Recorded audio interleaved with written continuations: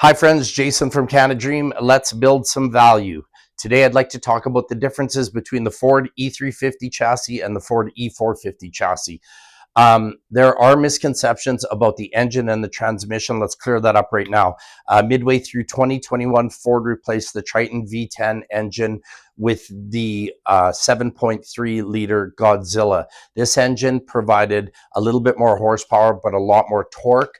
And so when you're exiting your off ramp onto the highway, you're up to speed quicker. When you're climbing hills, you're not pinning that RPM needle down. So 325 horsepower, 450 pounds per foot of torque, more torque. So that's important.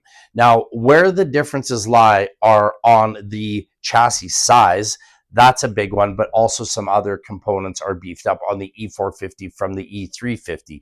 So first of all, your E350 is a 12,500 gross vehicle weight rating, where E450 goes up to 14,500 pounds of gross vehicle weight rating. One of the big differences in the E450 is the axle size. This is a larger axle, a heavier axle with heavier suspension, but it's also 2.5 inches wider. So you have a wider, more stable stance. Now, if you want to flip that around a little bit, as we know, when you're driving a lighter truck versus a heavier truck, your ride is smoother. So the ride in an E350 may be marginally smoother than the E450, which is going to be a little heavier and rigid.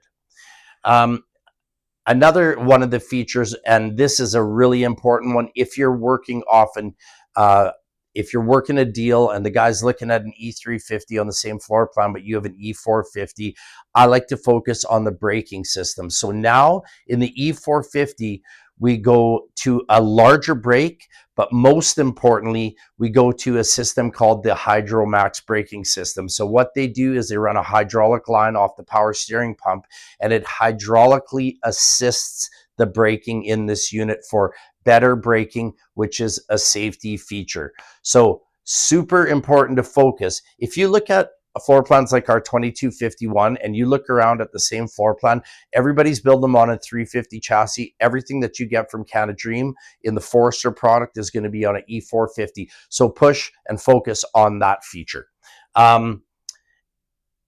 One thing that I will say that that is shared between the 350 and the 450 on either a Forester or a Sunseeker that happens before the coach is built is they take that Ford chassis, they install what they call Hellwig sway control. So what this is a high tensile sway bar that's installed underneath the rear of the coach. And what that does is it minimizes body roll on that unit. It makes it a more comfortable, safer unit to drive.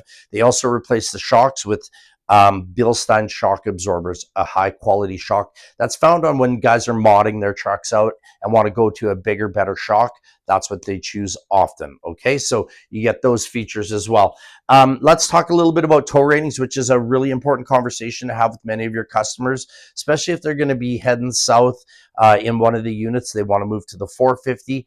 It gives them a 7,500 tow rating versus your 350, which is rated at 5,000 pounds. Now, I've already said they both have a Godzilla. They both have a 6-speed torque shift transmission. It's not necessarily about the power. It's about a number of other features that we've spoke of, like the heavier frame, the heavier suspension, and the better braking system. If you guys have any more questions regarding the differences between a Ford E350 chassis or a Ford E450 chassis or anything else, make sure you let myself or one of your Canada Dreams rep know. Thanks for watching. Have a great day.